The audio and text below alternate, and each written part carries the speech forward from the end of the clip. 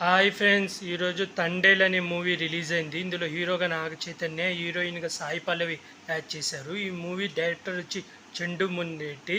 ఇతను కార్తికేయ 1, 2 తీసిన డైరెక్టరు. ఈ మూవీ స్టోరీ లైన్ వచ్చేసి రియల్ లైఫ్లో జరిగిన ఆధారాల కింద అదే మత్స్యకారులకు రియల్ లైఫ్లో జరిగిన స్టోరీ బేస్డ్గా మూవీ తీయడం జరిగింది. ఈ మూవీ స్టోరీ లైన్ వచ్చి రాజు సత్య చిన్నప్పటి నుంచి ప్రేమించుకుంటూ ఉంటారు.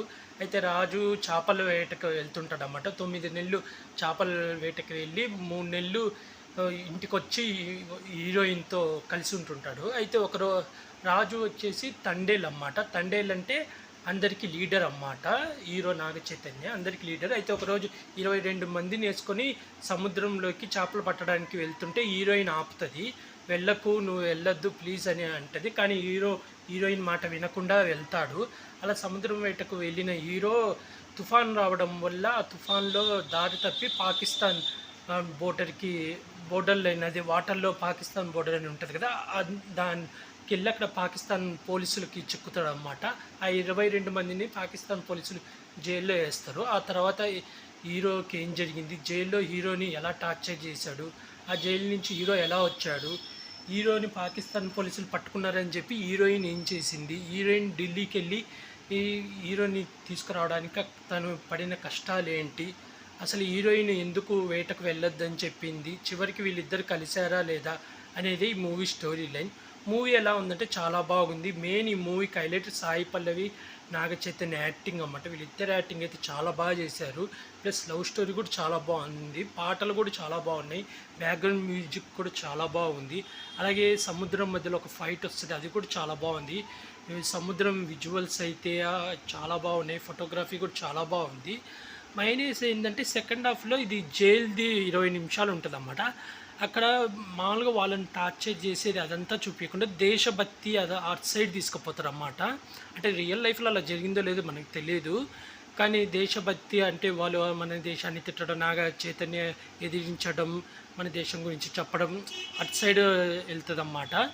అలాగే తర్వాత మళ్ళీ సాయి పల్లవి ఇలా ఢిల్లీకి వెళ్ళి అక్కడ హీరోయిన్ విడిపోయడానికి ప్రయత్నాలు చేసేది, అది కూడా చాలా బాగా చూపించాడు. మెయిన్ నాగ చైతన్య యాక్టింగ్ అయితే చాలా బాగుంది. రైల్వే స్టేషన్లో ఒక సీన్ వస్తుంది, అక్కడ కానీ యాక్టింగ్ చాలా బాగా చేశారు. మెయిన్ ఇద్దరు చాలా బాగా యాక్ట్ చేశారు. ఇద్దరు వాళ్ళ ప్రయత్నాలు చేయడం కానీ క్లైమాక్స్లో వాళ్ళు కలిసే సీన్ కానీ అదంతా చాలా బాగుంది.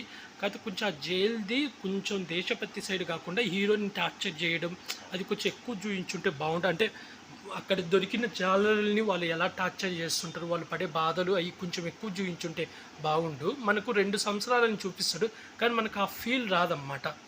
ఎందుకంటే మనకు ఆ టైం లిమిట్ అనేది అంత అనిపించదు. ఈ హీరోయిన్ అటు ప్రయత్నాలు చేయడం, ఇటు హీరో చేయడము, వాళ్ళు విడిపియడం, మళ్ళీ ఒక లెటర్ రావడానికి 2000 సంపాదిస్తేనే ఒక లెటర్ వాళ్ళ ఇంట్లో వాళ్ళకి పంపించడం. అంటే అక్కడ వాళ్ళు కష్టపడి పనిచేసి 2000 సంపాదించుకొని ఆ 2000 అక్కడ జనరల్ వాళ్ళకి ఇస్తే వాళ్ళు అప్పుడు ఇంట్లో వాళ్ళకి లెటర్ పంపిస్తారన్నమాట. అది కూడా ఒక లైన్ రాయడానికి. అలా వాళ్ళని టార్చర్ చేయడం. అలాగే అక్కడ ఒక నెగిటివ్ రోల్ చేసిన పర్సన్ ఒక అతను ఉన్నాడు. అతను చాలా సినిమాలలో కూడా ఉన్నాడు. అతని యాక్టింగ్ కూడా చాలా బాగుంది. అలాగే పృథ్వీరాజు కూడా ఉన్నాడు, హీరోయిన్ ఫాదర్గా చేశాడు. అతని యాక్టింగ్ కూడా చాలా బాగుంది. ఒక ఎమోషనల్ సీన్ వస్తుంది, అక్కడ చాలా బాగా చేశాడు. ఓవరాల్గా అయితే మూవీ చూడొచ్చు. మెయిన్ నాగ చైతన్య, సాయి పల్లవి యాక్టింగ్ అయితే చాలా బాగుంది.